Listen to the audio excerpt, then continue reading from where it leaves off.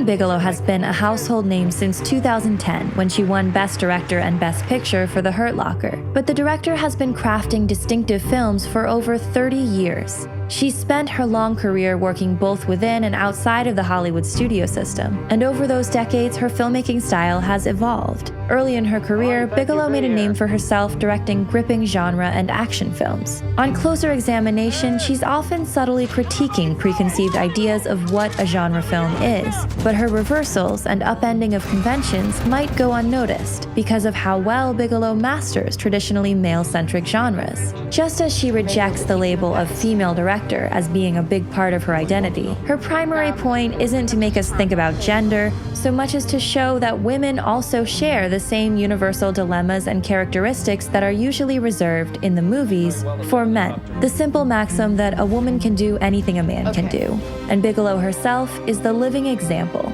Her debut feature, The Loveless, co-directed by Bigelow and Monty Montgomery, is a revisionist western in the guise of a biker movie. The movie shows us what happens when a group of bikers or cowboys enter a town and leave it in shambles. Bigelow has stated that in The Loveless, she was, quote, using the bikers as an iconography of power. After this debut, Bigelow released a vampire western, Near Dark, and a cop movie, Blue Steel. Near Dark reverses gender roles and critiques the Western trope of the domestic woman, as Vampire May introduces chaos and adventure.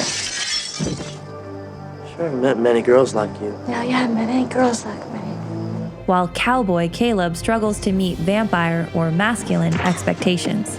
Blue Steel puts a woman, Jamie Lee Curtis, at the center of a cop film, 2 years before Jonathan Demme made Silence of the Lambs. Put the gun down!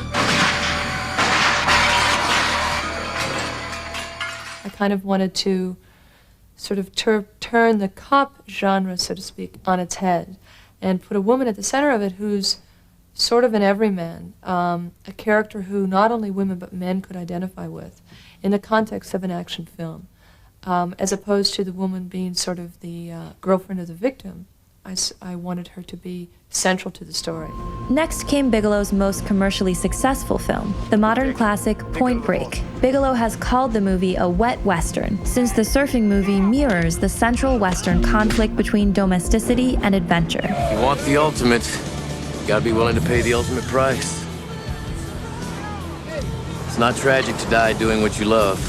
4 years later, Bigelow made the sci-fi thriller Strange Days, written and produced by her ex-husband, James Cameron. After directing a pair of thrillers, The Weight of Water and K-19 The Widowmaker, Bigelow received lasting acclaim for The Hurt Locker and bested her ex, who was nominated for Avatar at the Oscars. As the times change, Bigelow continues to tap into the shifting zeitgeist, both in form and subject. When Point Break was released, she was interested in toppling the notion of a perfect America that was prominent during the Reagan years. In addition to The Hurt Locker, she's also known for 2012's Zero Dark 30. Both use the war film genre to get at deeper questions about U.S. foreign policy in the Middle East and comment about the state of America in the 21st century.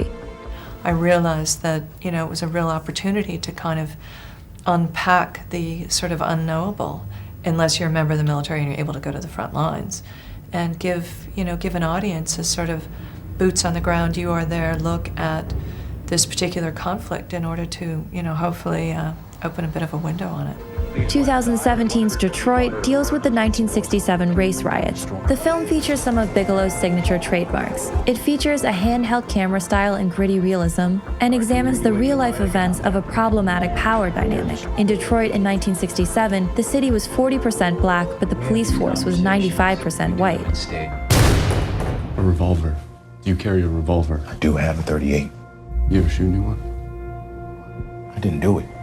Before filmmaking, Bigelow was a formally trained painter, and she stated that her work is very much inspired by Willem de Kooning and the abstract expressionist movement, which focused less on naturalism and instead tried to express deep-seated, submerged emotions that exist within all of us. When discussing her own paintings, she said she would take a corner detail from a Raphael, blow it up, and paint it in an abstract expressionist way. We might say that her variations on the cop or Western genre formulas can be compared to fusing Renaissance art with abstract expressionism. She's reaching for complexity and inner truth while working within the boundaries of an established conventional art style.